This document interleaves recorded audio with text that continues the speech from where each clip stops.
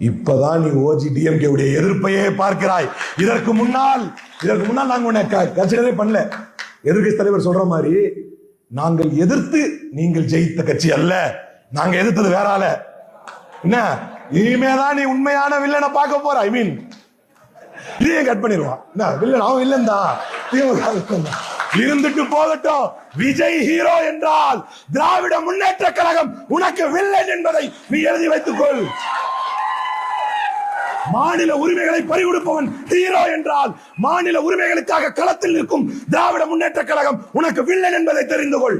நீட்டுக்கு ஆதரவாக நிற்கும் நீ ஹீரோ என்றால் அதை எதிர்த்து பல்லாண்டுகளாக களத்திலே நிற்கும் திராவிட முன்னேற்ற கழகம் உனக்கு வில்லன் தான் என்பதை தெரிந்து கொள்.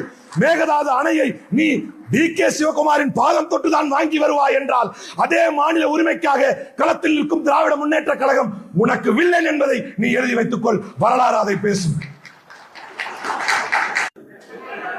இல்ல அப்பவும் இவன் என்ன சொல்லுவானா, விஜய் தள்ளு அப்படின்னு கவர்னர் 15 வரைக்கும் ஒரு கால் உங்கள் ஆட்சி நிலைத்தால் விஜய் போய் கொடியேற்ற போறப்ப கவர்னர் வருவார். விஜய் தள்ளு அப்படின்னு கவர்னர் ஏற்றுக்காருன்னு வை.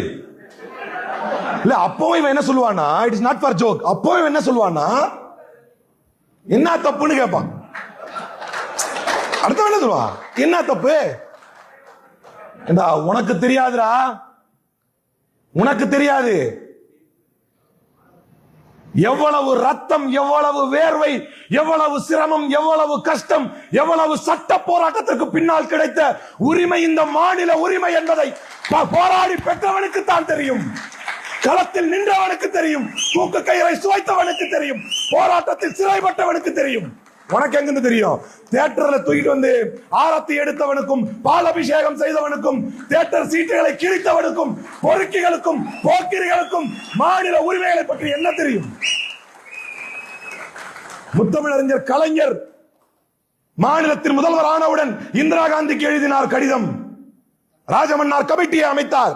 இந்திரா காந்திக்கு கடிதம் எழுதினார். அது என்னது? கோட்டையில நீங்க தான் நிக்கிறீங்க. ஜனாதிபதி இவரு யாரு?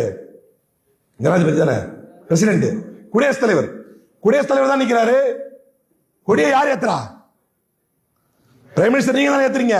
அது என்ன எங்க மாநிலத்தில் மட்டும் கவர்னர் ஏத்துறது? நான் ஏத்துவேன் என்று சொன்னார். 3 கோரிக்கைகளை முன்வைத்து அனுப்பினார் கடிதம். ராஜமன்னார் கமிட்டி அமைத்து 3 கோரிக்கைகளை முன்வைத்து அனுப்பினார். அதில் இன்னொரு முக்கியமான கோரிக்கை இருந்தது. தமிழ்நாட்டுக்கு தனி கொடி வேண்டும் என்றார் முத்தமிழறிஞர் கலைஞர். பார்த்துவிட்டு இந்திரா காந்தி பதறி போனார். ஐயோ மத்த 2 முடியாது மிஸ்டர் கலைஞர், வேணா நீங்களே கொடியேத்திக்கினார். தமிழ்நாட்டுக்கு தனி கொடி கேட்டவர் முத்தமிழறிஞர் கலைஞர். இதுதான் மாநில உரிமை. உனக்கிட்ட நீ என்ன சொல்ற? விட்டா பாருங்க நடக்கதான் போகுது. விஜய் கோட் சுட்டு போட்டு இப்படி பேட்டன் பார்த்துட்டு இருப்பாரு. அவன் வந்து ஏத்திடுவான் டக்குன்னு கவர்னர். என்னடா இது அப்படின்னா பண்ணா என்ன தப்புன்னுவான். போராடி பெறப்பட்ட உரிமைகளை பற்றி அக்கறை இல்லாத, அதை பற்றிய அறிவில்லாத, வரலாற்று பின்புலம் தெரியாத தற்கொலைகளின் கைகளில் ஆட்சி மாட்டியதுடைய விளைவுதான் இன்றைக்கு இளைஞர்கள் எழுந்து வந்திருக்கிறார்கள்.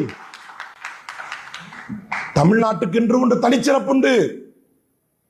யாரும் நிராசையாகிவிட வேண்டிய அவசியம் இல்லை. யாரும் ஏன்னா நீங்க இந்திய வரலாறு படிங்க. எந்தெந்த மாநிலங்களில் தேர்தல் நடந்திருக்கட்டும், எந்தெந்த யூனியன் டெரிட்டரிகளில் தேர்தல் நடந்திருக்கட்டும், ஆட்சி அமைந்து 75 நாளில் மக்கள் மன்றத்திலே அதிருப்தியை இந்த அளவுக்கு பெற்ற ஒரு கேவலமான ஒரு ஆட்சியை இந்தியாவே பார்த்ததில்லை. அதுக்கு காரணம் என்ன தெரியுமா?